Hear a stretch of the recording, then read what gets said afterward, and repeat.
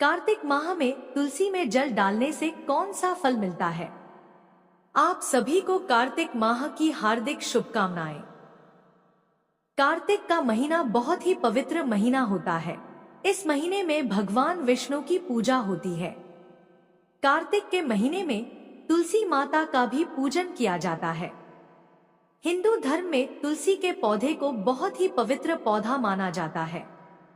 तुलसी के पौधे में साक्षात भगवान श्री हरि विष्णु जी और माता लक्ष्मी जी का वास होता है। यदि कोई भक्त कभी भी भगवान श्री हरि को भोग लगाता है तो भगवान विष्णु तुलसी पत्र के बिना किसी भी प्रकार का भोग स्वीकार नहीं करते हैं। तुलसी को भगवान श्री हरि विष्णु की अर्धांगिनी भी कहा जाता है। इसीलिए जो भी मनुष्य तुलसी की पूजा करता है वह कभी भी गरीब नहीं रहता है। जो भी मनुष्य रोज तुलसी माता को जल देता है उसकी कभी दुर्गति नहीं होती है।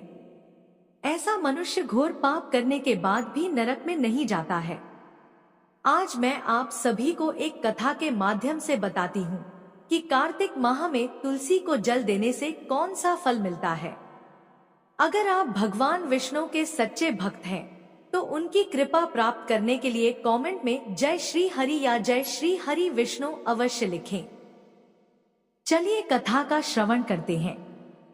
एक समय की बात है, भगवान विष्णु जी के पास माता लक्ष्मी जी आती है और विष्णु जी से कहती है कि हे स्वामी, आप तो तीनों लोकों के स्वामी हैं। आप ही सृष्टि के संचालक हैं, परंतु आप फिर भी इस तुलसी के पौधे की पूजा क्यों करते हैं? इसे नित्य जल क्यों चढ़ाते हैं? मैं इस पौधे को जल चढ़ाने का महत्व जानना चाहती हूँ।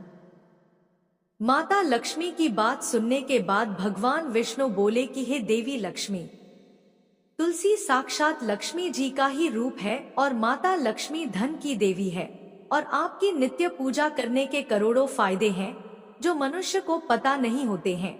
और तुलसी के पौधे पर नित्य नियम से जल चढ़ाने मात्र से मनुष्यों के करोड़ों पाप नष्ट हो जाते हैं। हे देवी लक्ष्मी, तुलसी का महत्व तो बहुत है, परंतु इसका खास महत्व कार्तिक माह में होता है। हे देवी लक्ष्मी, चलो मैं तुम्हें तुलसी को जल देने का महत्व बताने से पहले एक अत्यंत प्राचीन कथा सुनाता हूँ। इस कथा के माध्यम से तुम्हें तुम्हारे सारे प्रश्नों के उत्तर मिल जाएंगे। इसीलिए तुम इस कथा को ध्यान से सुनना। इस कथा को सुनने मात्र से ही समस्त पापों का नाश हो जाता है। अब माता लक्ष्मी कहती हैं, हे प्रभु, मैं इस कथा को अवश्य सुनना चाहती हूँ। कृपया आप मुझे वह कथा सुनाइए, मैं इसे पूरे ध्यान से सुनूंगी। तब भगवान विष्णु माता लक्ष्मी को तुलसी को जल देने के महात्म्य की कथा सुनाते हैं। विष्णु जी कहते हैं, हे देवी लक्ष्मी, तुलसी को जल देने के पीछे एक प्राचीन इतिहास छुपा हुआ है जो बहुत ही उत्तम और पुण्य फल प्रदान करने वाला है। हे देवी लक्ष्मी, पूर्व काल की बात है, देवपुरी में गोपाल नाम का एक ब्राह्मण रहता था। वह जन्म से तो ब्राह्मण था, किंतु वह कर्म से भ्रष्ट कपटी बुद्धि वाला व्यक्ति था। वह कंबल तथा चमड़ा आदि बेचकर धन कमाता था। साथ ही वह प्रत्येक व्यक्ति से बहुत झूठ बोलता था। उस ब्राह्मण का मन हमेशा बुरे काम करने में लगा रहता था। वह सभी के यहाँ पर चोरी करता था। उसको वेश्यागमन और जुए की बहुत बुरी आदत थी। उसने अपने जीवन में कभी पुण्य के काम नहीं किए थे। वह सिर्फ नाम का ब्राह्मण था। उसने कभी भी शास्त्रों का अध्ययन नहीं किया था, कभी पूजा पाठ भी नहीं किया। सदैव अपना मन दूसरों के धन को पाने के लिए लगाए रखता था। दूसरों की स्त्रियों को देखते ही उसकी लार टपकती थी।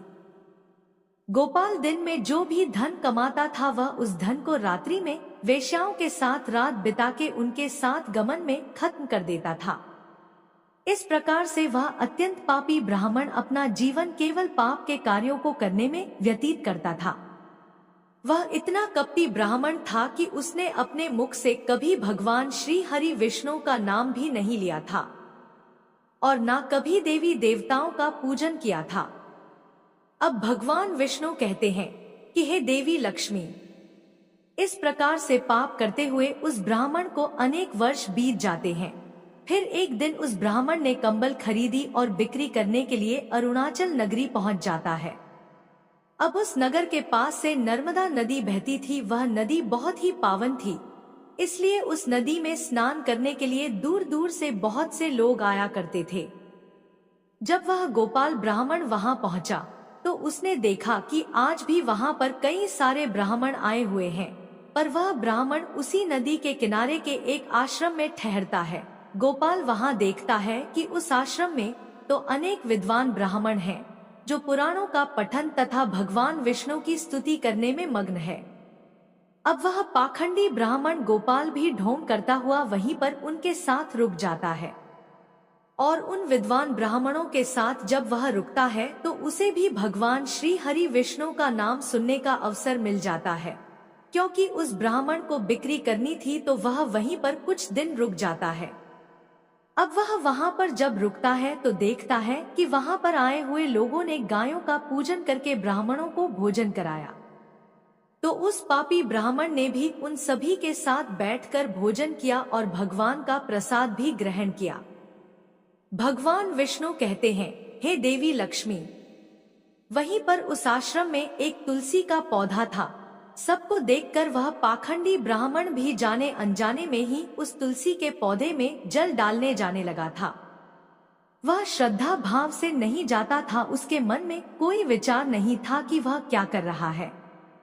वह रोज सुबह उठकर एक पात्र में पानी लेकर तुलसी के पौधे में डालता था। उसे ऐसा करते करते लगभग 1 माह बीत चुका था। अब उस पाखंडी ब्राह्मण ने जो भी कार्य किए थे वह कार्तिक में किए गए थे। क्योंकि वह ब्राह्मण तो पाखंडी था तो उसे कुछ पता नहीं था कि कार्तिक का महीना चल रहा है। अब भगवान विष्णु कहते हैं, हे देवी लक्ष्मी। एक दिन की बात है जब वह ब्राह्मण आश्रम में सोया हुआ था, तब उस स्थान पर एक सर्प आ गया और जब वह ब्राह्मण सो रहा था तो उस सर्प ने उसे नींद में ही काट लिया और उस पापी ब्राह्मण की नींद में ही मृत्यु हो गई। सुबह जब अन्य ब्राह्मणों ने उसे बेहोश अवस्था में देखा तो उन्होंने उसके मुख में तुलसी पत्र और तुलसी का जल डाल दिया, परंतु उसको होश नहीं आया। फिर सभी ब्राह्मणों को पता चला कि उसकी मृत्यु हो गई है। उस पापी ब्राह्मण की मृत्यु के बाद उसकी आत्मा को लेने के लिए उस स्थान पर यम के 2 दूत प्रकट हुए और उसे पकड़कर यम लोक ले जाने लगे। जब वह यम के दूत रास्ते में ब्राह्मण को ले जा रहे थे तब वह पापी ब्राह्मण विलाप करने लगा और यमदूतों से कहने लगा, हे यमदूतों, मुझे आप कहाँ ले जा रहे हो? मेरी मृत्यु किस कारण से हुई है? मैंने कौन सा पाप किया है? तब यमदूतों ने कहा, अरे पापी दुष्ट ब्राह्मण, तूने जन्म से लेकर मृत्यु तक बहुत पाप किए हैं। तेरे पापों के कारण ही जब तू सो रहा था तभी एक काले सर्प ने तुझे काट लिया और तेरी मृत्यु हो गई। अब हम तुझे यमलोक लेकर जा रहे हैं। वहां पर यमराज तेरे पाप कर्मों का लेखा जोखा देखेंगे और निश्चित ही तुझे वे नरक में डालेंगे। उन यमदूतों की बात सुनकर वह ब्राह्मण जोर जोर से विलाप करने लगा और उन यमदूतों से क्षमा याचना करने लगा।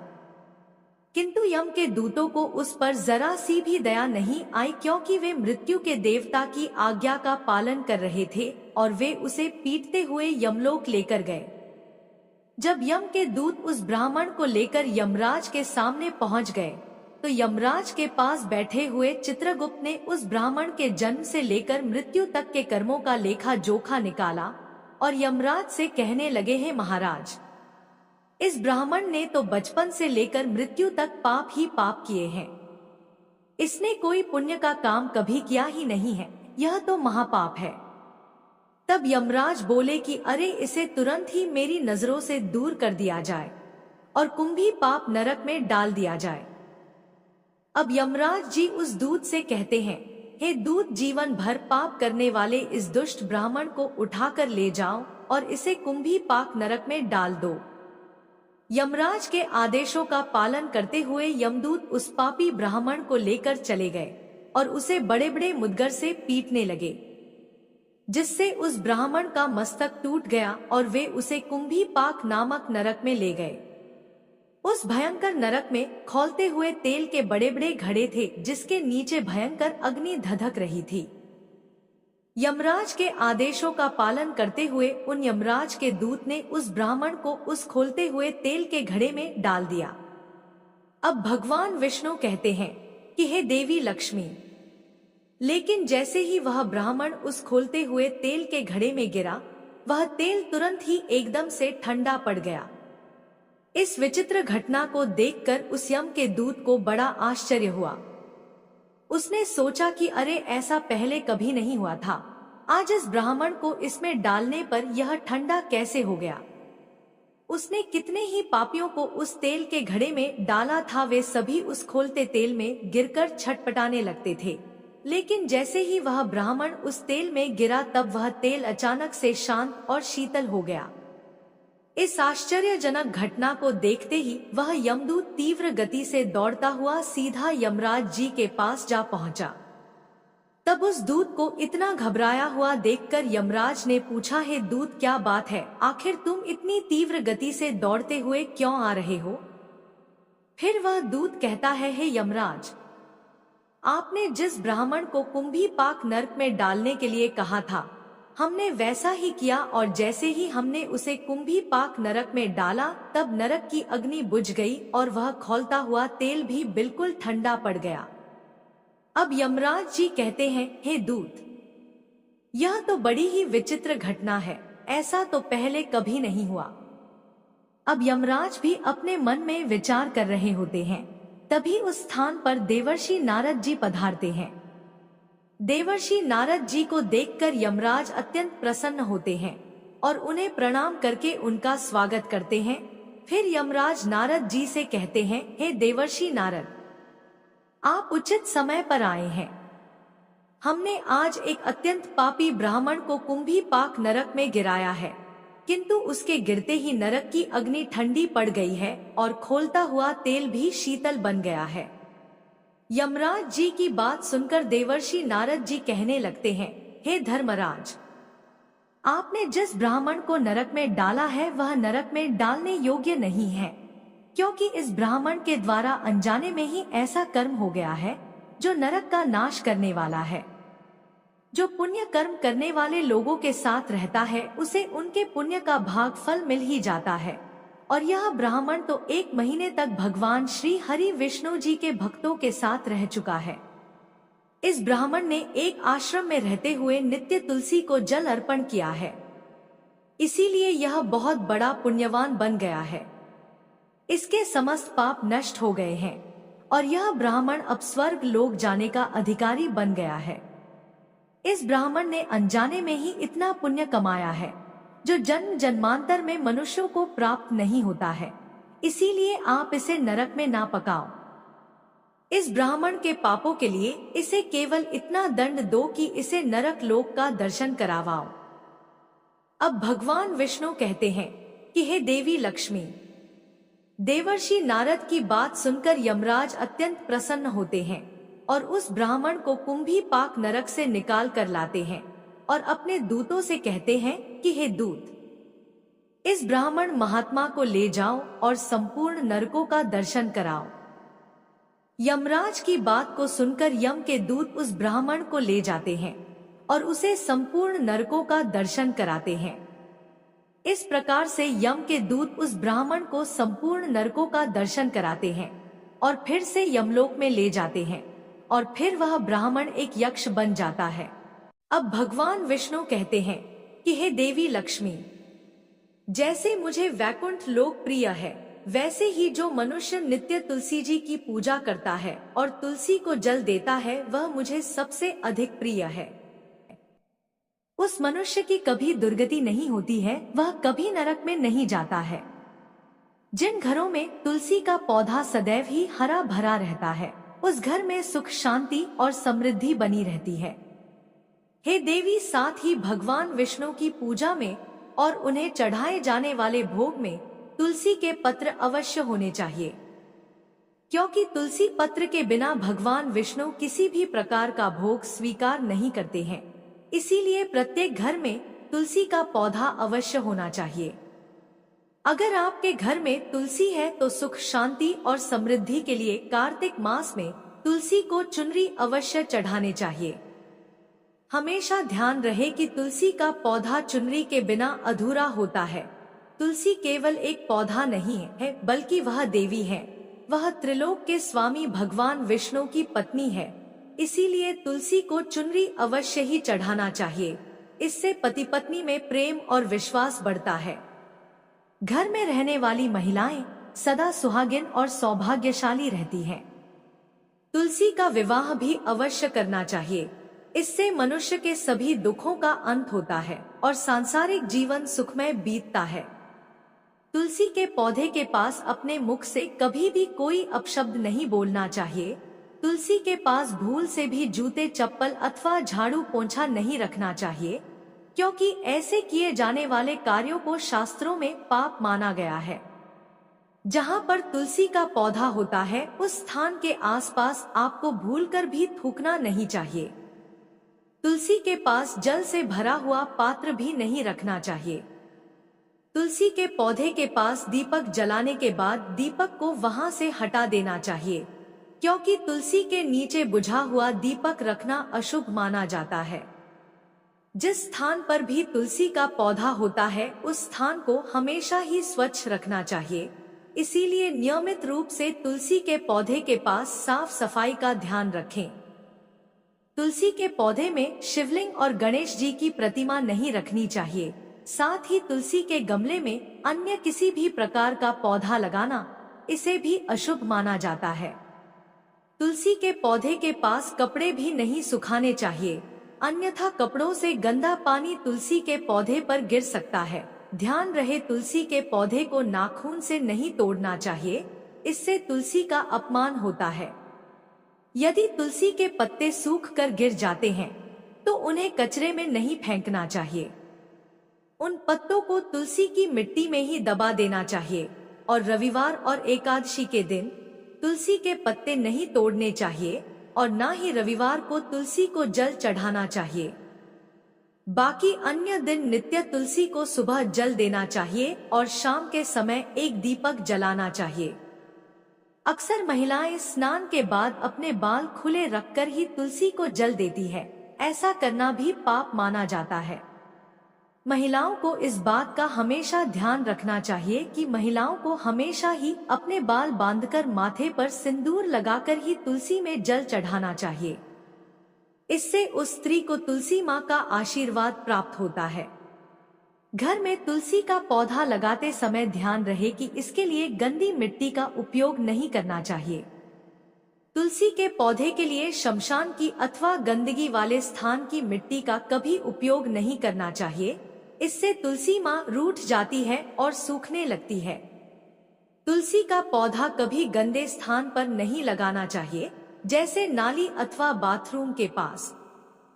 इन स्थानों पर तुलसी का पौधा कभी नहीं लगाना चाहिए, अन्यथा गंदा पानी तुलसी के पौधे में गिर सकता है, जो कि प्रत्येक मनुष्य के लिए बहुत ही अशुभ माना गया है। घर में तुलसी का पौधा कभी सूखना नहीं चाहिए।